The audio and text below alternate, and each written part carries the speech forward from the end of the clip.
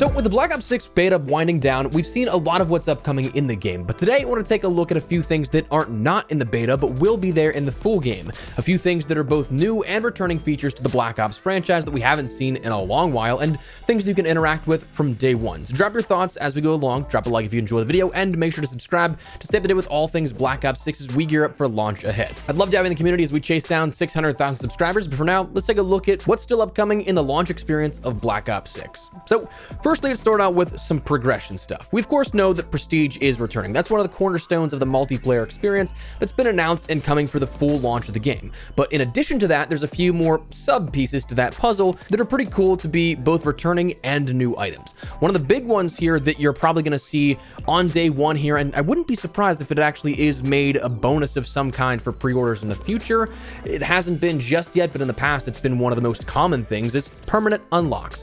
Each time you prestige, you acquire a permanent unlock token in Black Ops 6 as you did in prior years. With this, you can unlock one item to use once again after you continue prestiging, because as we've talked about, the prestige system from prior years and coming back within Black Ops 6, things will relock so that once you hit prestige, you start at level 1 again, and you have to unlock everything through 1 through 55. And while things like your weapon levels and attachments and stuff will not relock, the actual access to that weapon will. So it doesn't reset weapon level, but your overall level to unlock things will be. Now, one difference, if understanding from what was said after the pre-COD Next event here and listed in the blog post, is that it said, note that blueprints and equipment skins that you may own also permanently unlock items, including the base version of that item. So this might be something that opens up the sort of availability for something if you are a slower to prestige player compared to somebody that grinds it all out in the first couple of months, because once season 1 and the shop rolls around,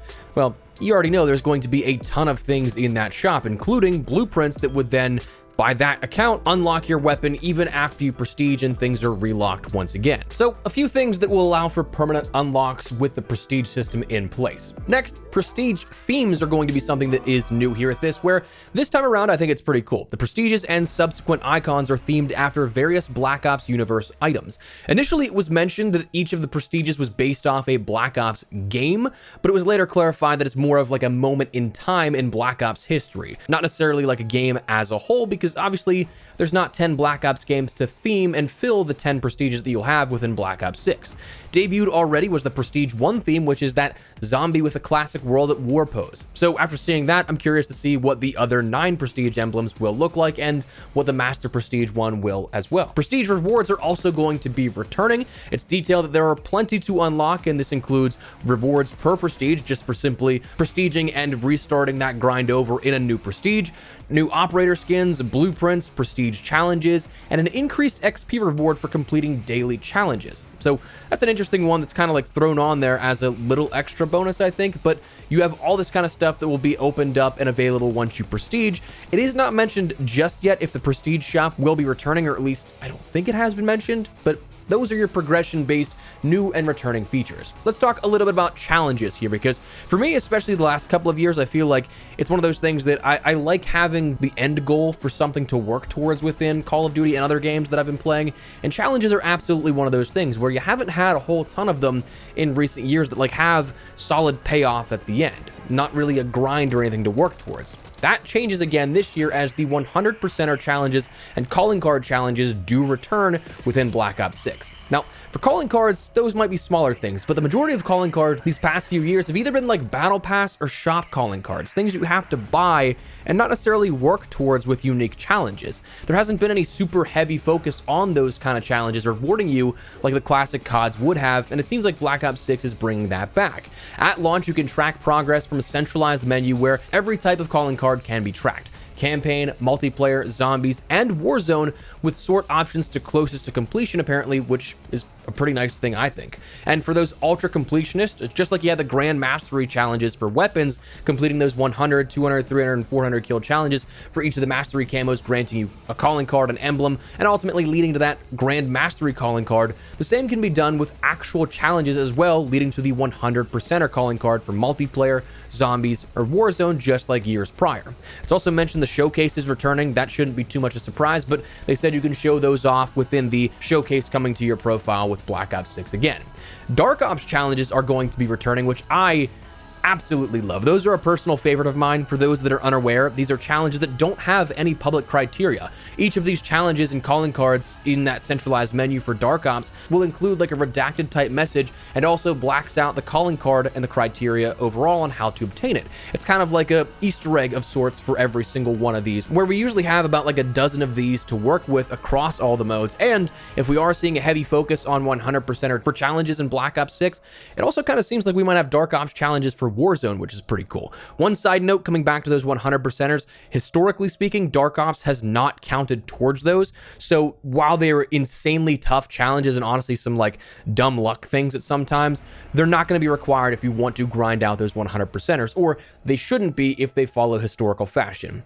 Then, in terms of more challenges, one nice part is that reticle challenges are going to be returning here at this. Interchangeable weapon reticles are back, of course, as we've seen debuted a little bit already, but the fact that you can now unlock whatever reticle you want is definitely nice because, as we just mentioned, a lot of this stuff, like the calling cards, has just been explicitly through the shop and various different like blueprints and attachments that if you wanted a, say, purple red dot, you had to make sure there was the right optic and then use that skin of the optic. So this can now just be simply customized and unlocked in your reticle customization. That's a huge win in my opinion. Anyways, as for weaponry, one thing that was detailed that is a new system here is the global weapons build system.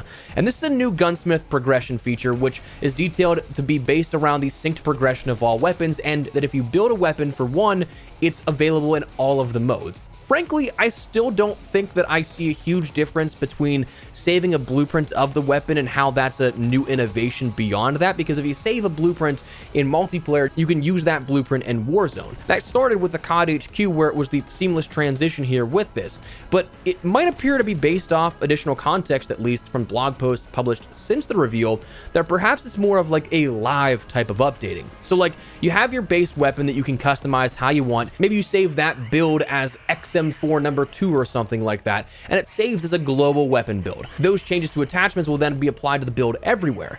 So let's say you have that sort of XM4 number 2, that custom blueprint, but if you have it equipped in both MP and Warzone, then change a muzzle attachment in multiplayer, that muzzle would then potentially be automatically applied to both Warzone and MP without having to save another custom blueprint, if I'm understanding correctly.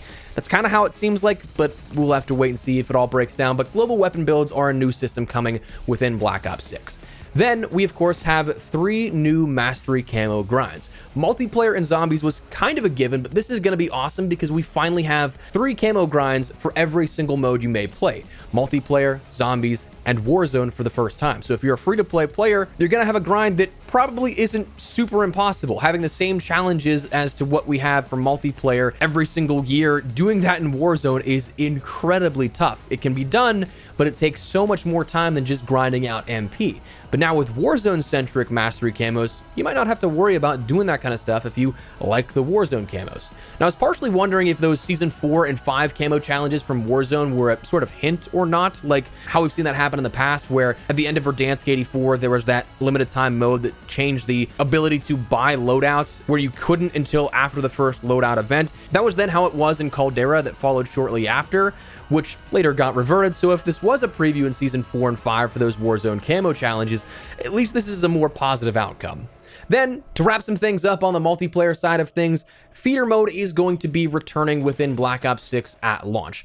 It is said that it's only going to be available on current generation and PC, so it seems like PlayStation 4 and Xbox One may not have access to that, and it doesn't appear to be in Zombies or Warzone, if I'm remembering correctly. So it is something that's going to be a little bit more niche, but it will be something that is returning, which is definitely nice. And as we've talked about before, the metrics that the devs use to sort of argue for the usability of this feature in other areas of the game really come down to usage numbers of players where it is available. So if you want to see Theater Mode used in Zombies or in Warzone in the future, make it known. Use it in MP. Post-launch, there is one thing. This isn't something that's coming at launch, but it has been confirmed.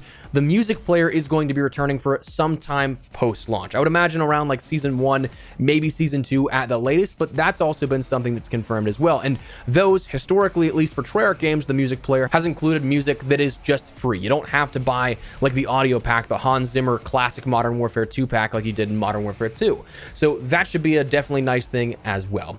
A couple of things I wanted to add to this list just to round things off and and be thorough. For zombies, there's a couple of different things. Of course, round-based is returning as the baseline here at this. That's a feature that we haven't seen for, well, since Black Ops Cold War again. But beyond that, you also have a new shared door buys mechanic, which is pretty nice. That's something that I feel like is one of those things that when you see it now, it's like, how do we not get this beforehand, where you can contribute something to a door and your teammate can pick up the rest? So it's like you split the tab evenly. And then you'll also have new dynamic death and exfil animations, some stuff that honestly I think can be pretty cool in relation to what we see, what was shown off, and I'm looking forward to it. But anyways, that is a handful of things that are returning or new features within Black Ops 6 for the full launch of the game. Again, the beta is down to its last day here or so as the time of this video going up. So while we've seen a lot of what we can expect in the full launch of the game, there's still a lot that we haven't quite seen out of this beta just yet. So that's where we're going to wrap it up. Let me know your thoughts down below. What do you guys think of these? Anything in particular you guys are really looking forward to getting your hands on in relation to systems for the game? Not so much. Whatever the case, drop your thoughts down below. But if you enjoyed the video, you found it at all insightful, do me a favor, drop a like on the video. And of course, if you are new to the channel, make sure you subscribe so you don't miss a single thing regarding all things Black Ops 6 and all things FPS content. I'd love to have you in the community as we chase down 600,000 subscribers. But for now, thanks so much for watching. My name is Espresso. I'll see you later. Take care and peace.